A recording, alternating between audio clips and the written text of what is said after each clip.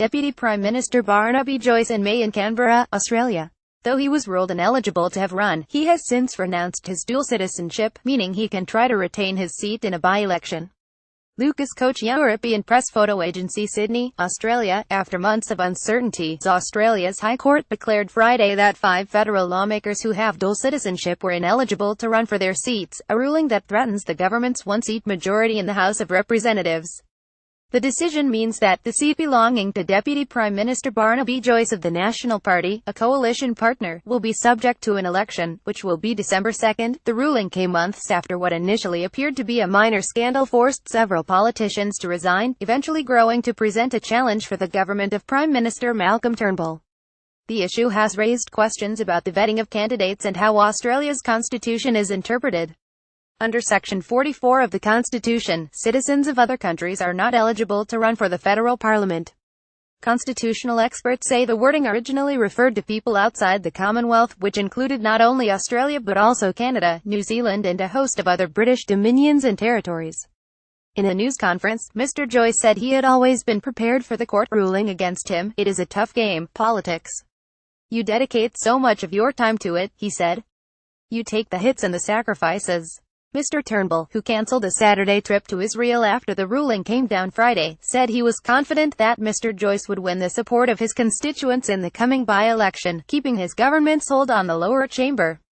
Mr. Joyce formally renounced his dual citizenship after the scandal began and is now eligible to run. "The decision of the court today is clearly not the outcome we were hoping for," Mr. Turnbull said, "but the business of government goes on." The issue erupted in July when Scott Ludlam, a longtime Greens Party senator from Western Australia, abruptly resigned after discovering he had retained New Zealand citizenship after becoming a naturalised Australian. While his supporters lamented the loss of a leader who had made a name with his stirring speeches and stern anti-nuclear stance, opponents accused the party of lackadaisical vetting. Members of Australia's most prominent parties began contacting foreign offices and consulates. To a mix of both broad amusement and dismay, 5 other senators, Matt Canavan of the Liberal National Party, Malcolm Roberts of the One Nation Party, Fiona Nash of the Nationals, Nick Xenophon of the Nick Xenophon team and Larissa Waters of the Australian Greens Party, were found to have citizenship of other countries. So was Mr. Joyce, the Deputy Prime Minister and House member.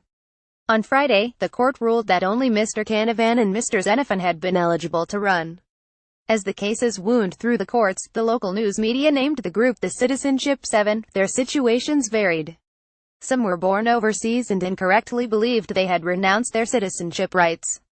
One senator, Mr. Xenophon, said he discovered that he held a rare type of British citizenship through his father, who left Cyprus before it gained independence from Britain.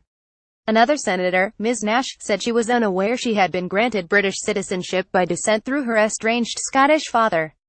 Mr. Joyce said he had not known he could be a citizen of New Zealand through his father until the local news media made inquiries to its Department of Internal Affairs.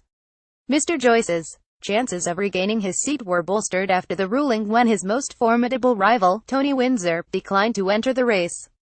But Mr. Joyce is likely to face other challengers. Tanya Plibersek, the deputy leader of the opposition Labour Party, asked why Mr. Turnbull had allowed Mr. Joyce to stay in Parliament and make decisions despite facing the prospect that he would be declared ineligible. "It is an extraordinary lapse of judgment from the Prime Minister," she said.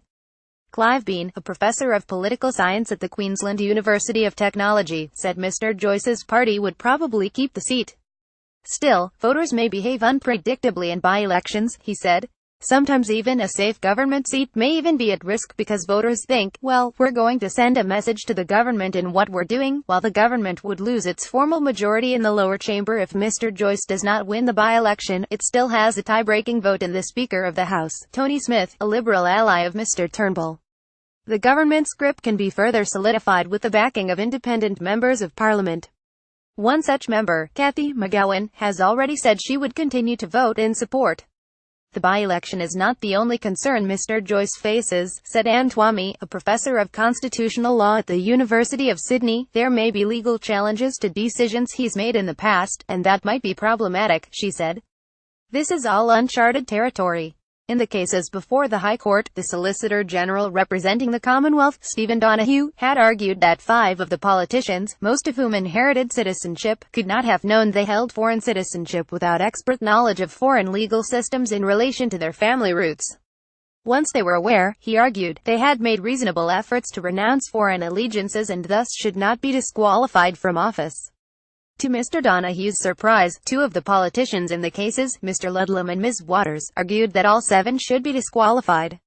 Both resigned their positions after their dual citizenship came to light. Mr. Xenophon also announced his resignation, but for an unrelated reason, to run for the lower house of the state parliament in South Australia.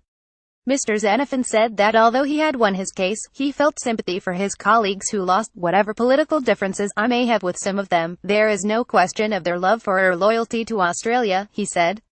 A version of this article appears in print on October 28, 2017, on page A7 of the New York edition with the headline Deputy Leader among 5 to lose seats in Australia.